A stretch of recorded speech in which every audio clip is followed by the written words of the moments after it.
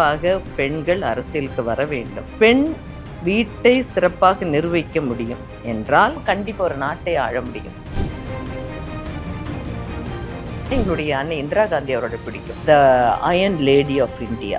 ஜெயலலிதா அம்மையாரை ரொம்ப பிடிக்கும். டிஎம்கே இருந்து கனிமொழியை ரொம்ப பிடிக்கும். பிஜேபியில இருந்து தமிழிசை சவுந்தரராஜன் அவங்களை பிடிக்கும். அன்னை இந்திரா காந்தி ஆகட்டும், அன்னை சோனியா காந்தி ஆகட்டும், ஜெயலலிதா அம்மையார் ஆகட்டும், இப்படிப்பட்டவர்கள் எல்லாம் தான் இன்றைக்கு இந்தியா நாட்டையே தலை நிமிர வைத்தார்கள்.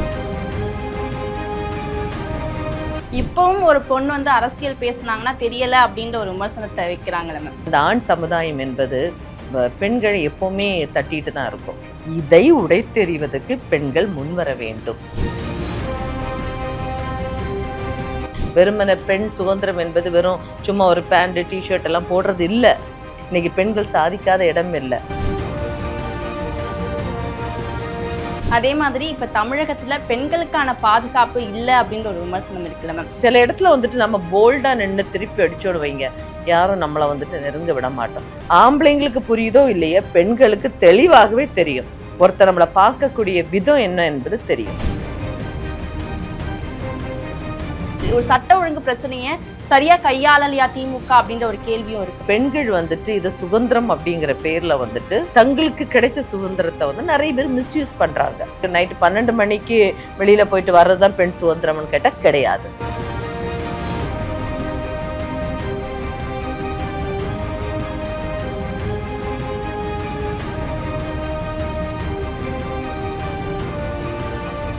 Cloud7 வாய்ஸ் நேயர்களுக்கு வணக்கம். இன்றைய நேர்காணலில் நம்மோடு இணைந்திருக்கிறார் தாரகை கத்பத். வணக்கம் மேம். வணக்கங்க. இந்த காலத்துல பெண்கள் அரசியல் பேசுறது எவ்வளவு முக்கியம்னு நீங்க பாக்குறீங்க மேம்? நல்ல கேள்வி கேட்டிருக்கீங்க. ஒரு பெண்ணாக சொல்ல கண்டிப்பாக பெண்கள் அரசியலுக்கு வர வேண்டும். ஒரு பெண் வீட்டை சிறப்பாக நிர்வகிக்க முடியும் என்றால், ஏன்னா அந்த வீட்டிலுடைய பட்ஜெட் போடுறது ஒரு பெண் அந்த வீட்டில் இருந்தால் தான். ஒரு பொண்ணை நம்ம என்ன சொல்கிறது, ஒன்றுமே இல்லாதவங்கள கூட புருஷன் சம்பாதிச்சு கொண்டு வந்தாலும் அதை வந்துட்டு சிக்கனமாக செலவழித்து பிள்ளைங்களை நன்றாக வளர்த்து, பிள்ளைங்களுக்கு என்ன வேணும், எது வேணும், என்ன படிக்கும், இதெல்லாம் ஒரு பெண்ணு தான் பார்க்குறேன். எல்லா வீட்லேயும் மேக்ஸிமம். சில இடத்துல ஏதாவது 1-2 இது இருக்குமே ஒழிய, பட் மேக்ஸிமம் எல்லா இடத்துலையுமே பெண்கள் தான் பார்த்துட்ருக்குறாங்க. வீடையும் நிர்வகித்து, ஃபினான்ஸையும் நிர்வகித்து, பிள்ளைங்களோட படிப்பை நிர்வகித்து கொண்டு வரதுனால அப்போ கண்டிப்பாக ஒரு நாட்டை ஆள முடியும். இன்றைக்கி எனக்கு ரொம்ப பிடிச்ச பெண்மணின்னு பார்த்தோன்னா எங்களுடைய அன்னை இந்திரா காந்தி அவரோட பிடிக்கும். The iron lady of India. அவங்க மட்டும் இல்லை, எனக்கு திராவிட இந்த ஏடிஎம்கேல உள்ள ஜெயலலிதா அம்மையாரை ரொம்ப பிடிக்கும். டிஎம்கே இருந்து கனிமொழியை ரொம்ப பிடிக்கும். பிஜேபியில் இருந்து தமிழிசை சவுந்தரராஜன் அவங்கள பிடிக்கும். இவங்க எல்லாமே அதே மாதிரி எங்களுடைய அண்ணி சோனியா காந்தி அம்மையாரை எவ்வளோ கொச்சைப்படுத்தி பேசினாங்க. ஆனால் இன்றைக்கும் தடம் மாறாமல் இந்திய பெண்மணியாக வாழ்ந்து தன்னுடைய வாழ்க்கையை இந்தியாவுக்காக அர்ப்பணித்து இந்திய மக்கள் அனைவரும் இன்றைக்கு இலவசமாக ரேஷன் கடையிலேருந்து நாங்கள் தமிழ்நாட்டில் இருக்கட்டும், இல்லைன்னா இந்தியாவில் உள்ள எல்லா இடத்துலையும் வந்து இலவச ரேஷன் அரிசியெல்லாம் வாங்க கிடைக்குதில்லை, இது அனைத்தையுமே கொண்டு வந்த அனைவருக்கு உணவு என்ற திட்டத்தை கொண்டு வந்தவர்கள் அன்னை சோனியா காந்தி அவர்கள். ஏன்னா ஒரு தாய்க்கு தான் தெரியும் பிள்ளைங்களுடைய கஷ்டத்தை. ஸோ இப்படியான திட்டத்தை எல்லாம் கொண்டு வந்தவர்கள் இந்த பெண்கள் மட்டும்தான். அன்னை இந்திரா காந்தி ஆகட்டும், அன்னை சோனியா காந்தி ஆகட்டும், ஜெயலலிதா அம்மையார் ஆகட்டும், இப்படிப்பட்டவர்கள் எல்லாம் தான் இன்றைக்கு இந்தியா நாட்டையே தலை நிமிர வைத்தார்கள். மம்தா பானர்ஜி, ஏன்னா அவங்கள விட்டுட்டோம். கொள்கை வேறுபாடுகள் இருக்கலாம், ஆனால் பெண்களாக அவங்க சாதித்தது என்பது மிக மிக அதிகம். எனவே பெண்கள் அரசியலுக்கு வர வேண்டும். ஒரு பெண்ணால் தான் என்ன சொல்றது, ஒரு நிலையான ஒரு இப்பவும் ஒரு பொண்ணு வந்து அரசியல் பேசினாங்கன்னா தெரியல அப்படின்ற ஒரு விமர்சனத்தை வைக்கிறாங்களே மேம். அவங்களுக்கான ஒரு பதிலாகவும் கண்டிப்பா சார். ஏன்னா இந்த ஆண் சமுதாயம் என்பது பெண்களை எப்பவுமே தட்டிட்டு தான் இருக்கும். சொல்லலாம் எந்த ஒரு இடத்துல நீங்க பார்த்த, இப்போ ஆண்கள் தட்டுறதை விட கூட சக பெண்கள் தான் நம்மளை ரொம்ப தட்டுவாங்க.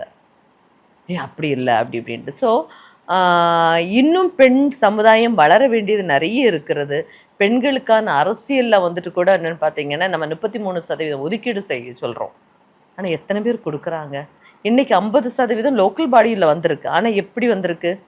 ஆண்களுக்கு சீட்டு கிடைக்காததுனால அவங்களோட பொண்டாட்டிகளையோ அவங்க அம்மாவையோ தங்கச்சி யாராவது நிப்பாட்டுறாங்க. ஆனால் ஆள்வது யார்? கோப்பில் சைன் போடுறது மட்டும்தான் பெண்களாக இருக்கிறாங்க. ஆனால் மீதி உள்ள தீர்மானங்களை எடுப்பது அனைத்துமே ஆண்களாகத்தான் இருக்கிறார்கள்.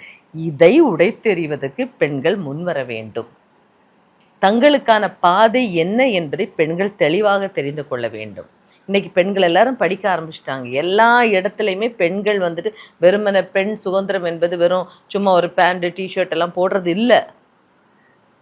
இது பெண் சுதந்திரம் என்பது நான் பார்க்கக்கூடிய கண்ணோட்டம் என்பது வேறு. அனைத்திலும் அது சம உரிமையை நம்ம கேட்குறோம். வந்துட்டு சம உரிமை நம்ம எதில் கேட்குறோம்? இதுலேயும் அரசியலையும் கேட்கணும். இன்னைக்கு பெண்கள் சாதிக்காத இடம் இல்லை. அதே போல் ஆனால் வெற்றிடம் என்பது பெண்கள் அரசியலில் 1-2% தான். மேபி ஹார்ட்லி ஒரு 2% கூட சாதிக்க எங்களால் முடியலை. முடியாததற்கு காரணம் வீட்டு சூழல் என்று சொல்லலாம், அல்லது நம்மளுடைய சொசைட்டியுடைய சூழல் என்று சொல்லலாம். இப்படியான சூழ்நிலையில் வந்துட்டு பெண்களை வந்துட்டு அமுக்குது. ஆனால் இதிலிருந்து பெண்கள் வெளியில் வர வேண்டும் என்பது தான் என்னுடைய ஆசை. இதுக்கு உதாரணங்கள் தான் நான் இவர்களையே சொன்னேன். Okay ma'am. அதே மாதிரி இப்போ தமிழகத்தில் பெண்களுக்கான பாதுகாப்பு இல்லை அப்படின்ற ஒரு விமர்சனம் இருக்குல்ல மேம். தொடர்ந்து இந்த பாலியல் வன்கொடுமைகளாக இருக்கட்டும், இதையெல்லாம் எப்படி கடக்கணும், இதுக்கான ஒரு சொல்யூஷனாக என்ன பார்க்குறீங்க மேம்? சார் மேம், அதுக்கு என்னென்னா, பாலியல் வன்கொடுமை தமிழகத்தில் மட்டும் இல்லை, உலகெம்பாடு இருந்துகிட்ருக்கு. ஆனால் இப்போ இந்தியாவில் கொஞ்சம் ஜாஸ்தியாக இருக்கிற மாதிரி நான் ஃபீல் பண்ணுறேன். மேபி இது முன்னாடி நிறைய இருந்திருக்கலாம். இன்றைக்கி இந்த சோஷியல் மீடியா ஒரு தழு இருக்கிறனால அது ஈஸியாக அடுத்த செகண்டு வெளியே வருது. முன்னால் நம்ம என்ன பண்ணுவோம், காலையில் எந்திரிச்ச உடனே எங்களுடைய காலத்துலலாம் காலையில் எங்களுக்கு பேப்பர் மட்டும்தான் உண்டு. காலையில் எந்திரிச்சோன்னே பார்ப்போம், ஓ அங்கே கற்பழிப்பு நடந்திருக்கு, இங்கே அதுவும் 5 நாள் நடந்த பிறகு 10வது நாள் உள்ள இதுதான் எங்களுக்கு நியூஸே வரும். இப்படி தான் இருந்துச்சு. ஆனால் இப்போ அப்படி இல்லை. இந்த ஃபாஸ்ட் வேர்ல்டில் அடுத்த செகண்டுக்குள்ளால் எல்லாமே தெரிகிற டைமில் நம்ம பெண்கள் ஏன்னா எல்லாருக்குமே தற்காப்பு கலைகள் ரொம்ப முக்கியம்னு நான் நினைக்கிறேன். தற்காப்பு கலைகள் மட்டும் இல்லாமல் போல்டாக, அதாவது யார் நம்ம அதாவது சில இடத்துல நம்ம போல்டாக நின்று திருப்பி அடிச்சோடு வைங்க, யாரும் நம்மளை நெருங்க விட மாட்டோம். நம்ம கொஞ்சம் கூனி கொஞ்சம் இல்லை, நமக்கு தெரியும் ஒருத்தர் நம்மளை தப்பாக பார்க்குறாங்கன்னா ஆம்பளைங்களுக்கு புரியுதோ இல்லையோ பெண்களுக்கு தெளிவாகவே தெரியும். ஒருத்தர் நம்மளை பார்க்கக்கூடிய விதம் என்ன என்பது தெரியும். அதுலேருந்தே நம்ம சுதாரிச்சிருக்கணும். சரி, இன்னைக்கு இப்போ நடந்ததெல்லாம் எதிர்பாராமச்சு அதையும் மீறி சில எதிர்பாராத சம்பவங்கள் நடக்கும்போ கண்டிப்பாக அந்த அரசாங்கம், ஆளுகின்ற அரசாங்கம், அது எந்த அரசாங்கமும் இருக்கட்டும், திமுகவாக இருக்கட்டும், அதிமுகவாக இருக்கட்டும், காங்கிரஸாக இருக்கட்டும், பிஜேபியாக இருக்கட்டும், தயவு தட்சணை இல்லாமல் முதல்ல எடுத்த உடனே இந்த கல்ஃப் கண்ட்ரீஸ்ல எல்லாம் கொடுக்குற மாதிரி தண்டனை கொடுத்தவர்கள் என்றால் அந்த ஒரு பய உணர்வு இந்த சமுதாயத்துக்கு வரும்போது இந்த மாதிரியான பிரச்சனைகள்லேருந்து விடுதலை கிடைக்கும் என்பது என்னுடைய கருத்து. ஆமாம், நீங்கள் சொன்ன மாதிரி தண்டனைகள் அதிகமாக்கும்பொழுது இந்த பிரச்சனைகளாக குறையறதுக்கான வாய்ப்புகள் இருக்குது. ஆனால் பெண்களுக்கு இந்த சமயத்தில் ஒரு அச்சம் இருக்குல்ல மேம். இப்போ வெளியே வந்தால் இந்த மாதிரி ஒரு சம்பவம் நடந்துருமோ அப்படின்ற ஒரு அச்சம் தொடர்ந்து இருக்கிறத பார்க்க முடியுது. ஒரு சட்ட ஒழுங்கு பிரச்சனையை சரியாக கையாளலையா திமுக அப்படின்ற ஒரு கேள்வியும் இருக்குல்ல மேம். முற்றிலும் தவறு. பெண்களுக்கு அந்த ஒரு அச்சம் இருக்கிறது என்னன்னா, நீங்கள் அதான் சொல்லலை, இன்னைக்கு பெண்கள் இதை சுதந்திரம் அப்படிங்கிற பேரில்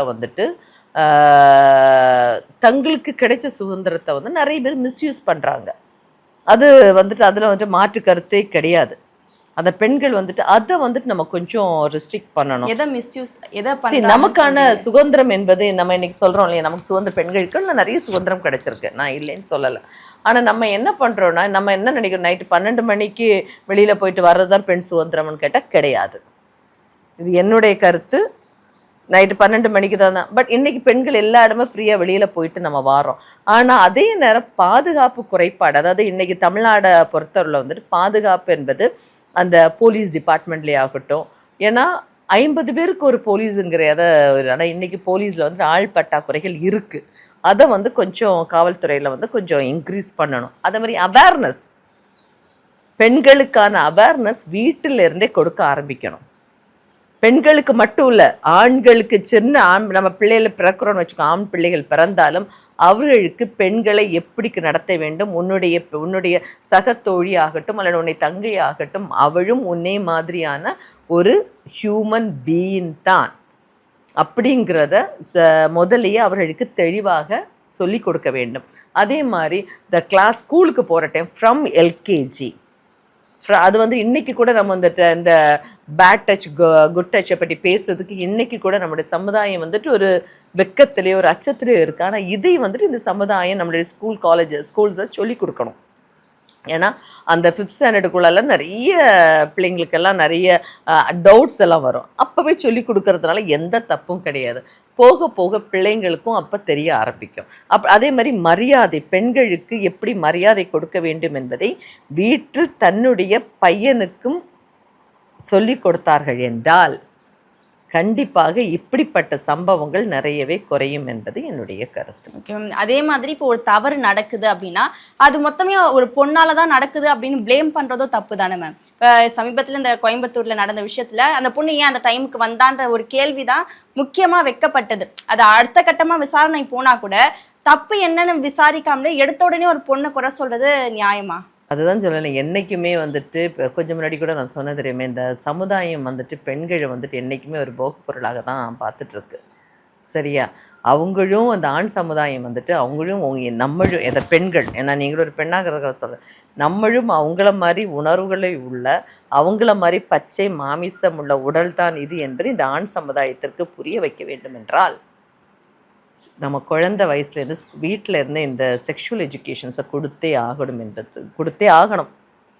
அப்படின்னா இதான் ஆமாரி 12 மணி லேட்டாக வந்தனாலன்னு சொன்னோன்னா எனக்கு வேலை இருக்குது, நான் லேட்டாக வந்தேன். நீ ஆண்கள் மட்டும் லேட்டாக வரலாமான்னு கேட்டானா அதுக்கு யாருக்கும் பதில் சொல்ல மாட்டாங்க.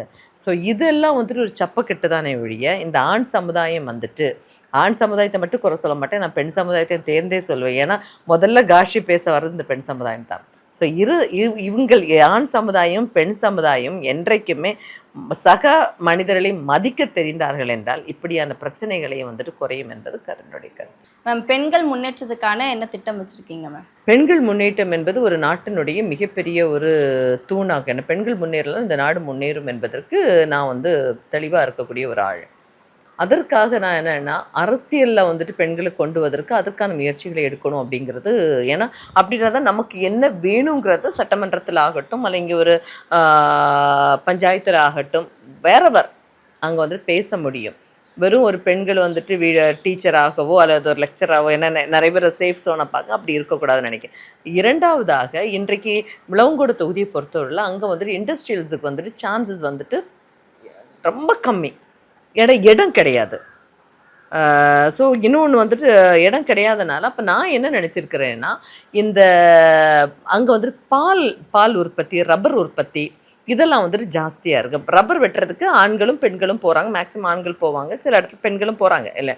அப்போ இந்த ரப்பரை வந்துட்டு அடுத்த கவர்மெண்ட்டில் பேசி, ஏன்னா ஃபாரின் கண்ட்ரீஸில் வந்துட்டு என்ன பண்ணாங்க அதை நிறைய ப்ராசஸ் எல்லாம் பண்ணுறாங்க. எனக்கு அதை பற்றி எனக்கு ரொம்ப தெரியாது, ஏன்னா நானும் அதை ரொம்ப ஸ்டடி பண்ணலை. ஏன்னா உண்மையை வந்துட்டு பேசணும்னு நினைக்கிறேன். பட் ஆனால் இந்த ஸ்டடி அது குடிசை தொழிலாக ஏதாவது பண்ணலாமா? அந்த ஃபேக்ட்ரி கொண்டு வந்ததுக்கு இடம் கிடையாது, ஆனால் குடிசை தொழிலாக இந்த ரப்பரை மாட்டி இதை வந்துட்டு எக்ஸ்போர்ட் பண்ணுறதுக்கு ஏதாவது வழி இருக்கா அப்படிங்கிறது யோசிச்சுட்ருக்கிறேன்.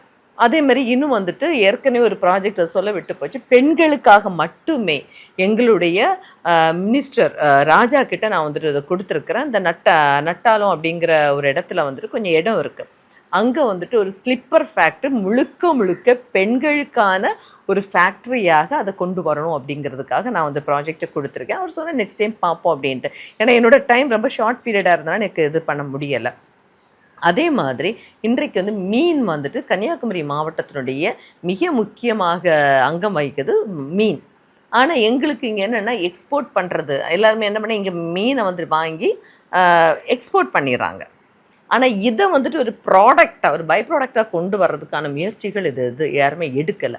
ஸோ இதை வந்துட்டு அரசாங்கத்திடம் பேசி இதற்கான ஒரு ஆய்வும் செய்து ஒரு ஃபேக்ட்ரி மாதிரி, அதாவது பதப்படுத்தின உணவை மாற்றி அதை வெளியில் அனுப்புறதுக்கும், அதுமாதிரி அந்த பனானா எங்கள் ஊரில் மட்டும்தான் சிப்ஸ் இருக்கும், அந்த சிப்ஸை வந்துட்டு இன்றைக்கி பனானாவை சிப்ஸ் ஆக்கி கொடுத்துட்ருக்காங்க. பட் இதையும் மதிப்பு கூட்டக்கூடிய ஏதாவது இதை பண்ண முடியுமா அப்படிங்கிறத மக்களுடன் மக்களாக கலந்து ஆலோசித்து செய்ய வேண்டும் என்பது. அதே போல் தேன், அது என்னோட சாதனையில் ஒன்றா கூட நான் சொல்லலாம்னு நினைக்கிறேன். ஏன்னா தேன் வந்துட்டு நான் பதவியேற்ற டைமில் வந்துட்டு அந்த மார்த்தாண்டம் தேன் என்பது மிகப்பெரிய ஒரு வர்த்தகம் செய்யக்கூடிய ஒரு இடம். ஆனால் என்னன்னா அங்கே நிறைய குற்றச்சாட்டுகளுக்கு ஆளாகி ஒரு 3 கொள்முதல் செய்யல நிறைய ப்ராப்ளம் இருந்தது. அப்போ நான் மேலதிகாரிலாம் பேசி எடுத்து இப்போ 3 லட்சம் டன் எடுத்துக்கலாம் அப்படின்ட்டு நாங்கள் அதை வந்து கொண்டு வந்திருக்கிறோம். ஆனால் அது பத்தாது. ஏன் அப்படின்னா இன்றைக்கி தனியார்கள் இதை வந்துட்டு இதை முதலாக்கிட்டு இருக்கிறாங்க. அப்போ இவங்களுக்கு என்ன பண்ணணும்னு நான் நினைக்கிறேன், இன்றைக்கி எந்த மருந்து பண்ணினாலும், எந்த அலோபதி ஆகட்டும் எந்த நேச்சுரோபதி ஆகட்டும் இல்லைன்னா என்ன எல்லாத்தையும் தேன் யூஸ் பண்ணுறாங்க. அப்போ இந்த கொள்முதலை எனக்கு ஜாஸ்திப்படுத்தி இதற்கான ஒரு ஆய்வகத்தை உண்டு செய்து இதற்காக வெளிநாடுகளில் ஏற்றுமதி செய்வதற்கு, ஏன்னா இது தமிழ்நாடு கவர்மெண்ட்டுக்கு ஒரு மிகப்பெரிய ஒரு வரவு, இன்கமும் ஜென்ரேட் ஆகும். ஸோ இதுக்காக நான் இது பெண்களை வைத்து செய்ய வேண்டும் என்பது என்னுடைய ஒரு கருத்து. ஆனால் அதுக்கான முயற்சிகளையும் கண்டிப்பாக ஓகே மேம். அதே மாதிரி அங்கே பாதுகாப்புக்காக ஏதாவது முன்னெடுக்கிறீங்களா மேம், பெண்களுடைய பாதுகாப்புக்கு முன்னிறுத்தி? எங்கள் விளவங்கோடு பெண்கள் வந்துட்டு எல்லாருக்குமே பாதுகாப்பு கொடுக்கக்கூடிய ஒரு இடத்துல இருக்க அவ்வளோ தைரியமான பெண்கள். ஏன்னா உண்மையில் நீங்கள் பேசி பார்த்தீங்கனாலே உங்களுக்கு தெரியும், எந்த இடத்துலையும் நீங்கள் தமிழ்நாட்டுக்குள்ளால் எந்த இடத்துக்கும் நீங்கள் போய் பாருங்கள், கன்னியாகுமரி பெண்கள் இருப்பாங்க. நீங்கள் யார்கிட்ட பேசினாலும் 10ல் ஒரு ஆள் கன்னியாகுமரி பெண்களாக தான் இருப்பாங்க. எங்களுடைய பாதுகாப்பு என்பது கண்டிப்பாக நாங்களே எங்களுடைய பாதுகாப்பறனாக தான் இருக்கிறோம். பட் ஸ்டில் நீங்கள் சொன்னதுனால நான் அதை பற்றி உண்மையில் யோசிக்கலாம். அது நீங்கள் சொன்னதுக்காக நான் யோசிக்கிறேன். இப்போ அதிமுகவுடைய கூட்டணியை எப்படி பார்க்குறீங்க மேம்? அதிமுக 2026 ஒரு பலமான ஒரு கூட்டணியை வகுத்திருக்காங்கன்னு நினைக்கிறீங்களா? ஏன்னா அதிமுகவில் நிறைய சலசலப்பு இருந்தது, ஒற்றை தலைமையா இரட்டை தலைமையான்னு பல கேள்விகள் இருந்தது. ஆனால் இந்த தடவை அதெல்லாம் இல்லை, இபிஎஸ் தலைமையில தான் எல்லான்றது அதிமுக சார்பாக சொல்லிட்டு இருக்காங்க. நீங்கள் அதை எப்படி பார்க்குறீங்க? வெற்றி கூட்டணியாக இருக்கக்கூடிய எங்களிடம், இந்தியா கூட்டணியிடம், காங்கிரஸ் திமுக கூட்டணி இருக்கக்கூடிய எங்ககிட்ட வந்துட்டு இந்த கேள்வியை நீங்கள் கேட்டதே மிகப்பெரிய தப்பு. நாங்களும் ஒரு வலுவான கூட்டணின்னு சொல்லிட்டு இருக்காங்களே மேம். அதான் சொல்றேன்ல, வெற்றி கூட்டணியாக இருக்கக்கூடியது தான் நாங்கள் வெற்றி பெற்று ஆட்சி பீடத்தில் அமருவோம் என்பதற்கு மாட்டு கருத்து இல்லை. இந்த தேர்தல் உங்களுடைய வெற்றி வாய்ப்பு வரணும்னு நாங்களும் வேண்டிக்கிறோம். Thank you ma'am. ரொம்ப நன்றிங்க.